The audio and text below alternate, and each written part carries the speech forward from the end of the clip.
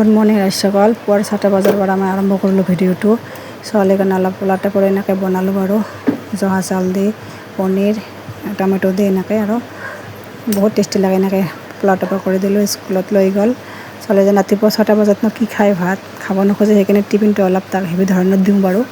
ছোৱালীৰ স্কুল খোলা, কিন্তু ল'ৰাৰ স্কুল বন্ধ হৈ আছে, গৰমৰ বন্ধ। এইটো জুলাই মাহ। মই এতিয়া ফুল চুল তুলি আনি পূজাখিনি কৰি আছোঁ বাৰু। আমাৰ আগফালে ঢেৰ ফুল, কোৱাৰ্টাৰ ঘৰ আগফালে। আমি কিন্তু কোৱাৰ্টাৰ ঘৰত থাকোঁ দেই। আমাৰ কোৱাৰ্টাৰ ঘৰৰ লাইফখিনি চাওক বাৰু আপোনালোকে, কোৱাৰ্টাৰ ঘৰৰ ব্যস্ততাখিনি। মোৰ পূজাখিনি হৈয়ে গ'ল বাৰু। পূজাখিনি কৰাৰ পিছত মই এতিয়া সজনাৰ পাতখিনি আজি চাটনি বনাম। বহুত টেষ্টি লাগে এনেকৈ সজনাৰ পাত চাটনি বনাই খালে। সজনাৰ এনেকৈ সজনাৰ পাত চাটনি বনাম, মাছৰ মাথা দি খাৰ বনাম, কোমোৰা ভাত কেৰেলা আলু ঝোল বনাম, বিলাহী দি, এফালে লেচেৰা গুটি সেনেকৈ আলু অলপ ভাজিম। সজনা পাতখিনি অলপ মই মানে কেৰাহীত অলপ ভাজি ল'লোঁ, নহৰু আৰু জ্বালা দি এনেকৈ অলপ বেছি ভাজা নাই, অলপ ভাজি লৈ এইখিনি মিক্সিত পেষ্ট কৰিম বাৰু। মই এইফালে মাছৰ ঝোলখিনিও বহাইছোঁ।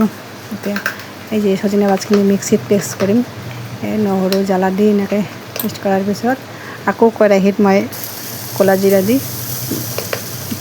অলপ তেলত ক'লা জিৰা দি এনেকৈ অলপ পেষ্ট কৰা সজনা পাতখিনি ভাজি ল'লোঁ অলপ। বহুত টেষ্টি লাগে এনেকৈ সজনা পাত চাটনি বনাই খালে। এইফালে আমাৰ মাছৰ ঝোলখিনিও হৈ গ'ল বাৰু। মই কোৱাৰ্টাৰৰ ঘৰৰ সেয়ে ব্যস্ততাখিনি আপোনালোকে চাওক। আমি কোৱাৰ্টাৰৰ ঘৰত থাকোঁ বাৰু। আপোনালোকে ভিডিঅ'টো ভাল পালে ছাবস্ক্ৰাইব এটা কৰি দিব। এতিয়া মানুহজনক খাই বৈ অফিচ যাবই আৰু। সেইফালে নহৰু আৰু মাছৰ মাথা দি এনেকৈ অলপ তেল দি এনেকৈ খাৰখিনি বনাম, কোমোৰাৰ খাৰ। মই কল খাৰ কিনি আনিছোঁ, এইটো কল খাৰ কিনি আনিছোঁ বজাৰৰ পৰা। নাজানো কল খাৰ হয় না নহয় বাৰু। কল খাৰ বুলি কিনি আনিছোঁ। আৰু মই মানুহজনৰ কাৰণে ৰেডি হৈয়ে গ'ল, খাই বৈ অফিচ গ'ল। ময়ো অলপ ওচৰত কোৱাৰ্টাৰ ঘৰৰ ওচৰতে আমাৰ নামঘৰ আছে, নামত গ'লোঁ বাৰু। তাৰপিছত তাৰ পৰা আহি ৰেষ্ট লৈ অলপ মই ফ্ৰিজটো চাফা কৰিলোঁ। ফ্ৰিজত বহুত বস্তু জমা হৈ আছে, মানে বস্তুখিনি ওলাই অলপ চিজিল কৰিলোঁ ফ্ৰিজটো। অলপ মানুহজন বজাৰ কৰি আনিছে, অলপ বজাৰখিনিও ভৰাম আজি। অলপ চিজিল নহ'লে বেয়া লাগে।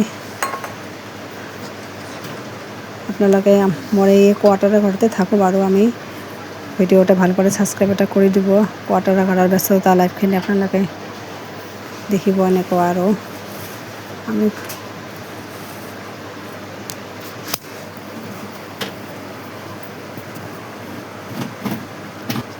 এতিয়া ফ্ৰিজত বস্তুৱে নধৰে, যা হেঁচি ভৰাই আছোঁ।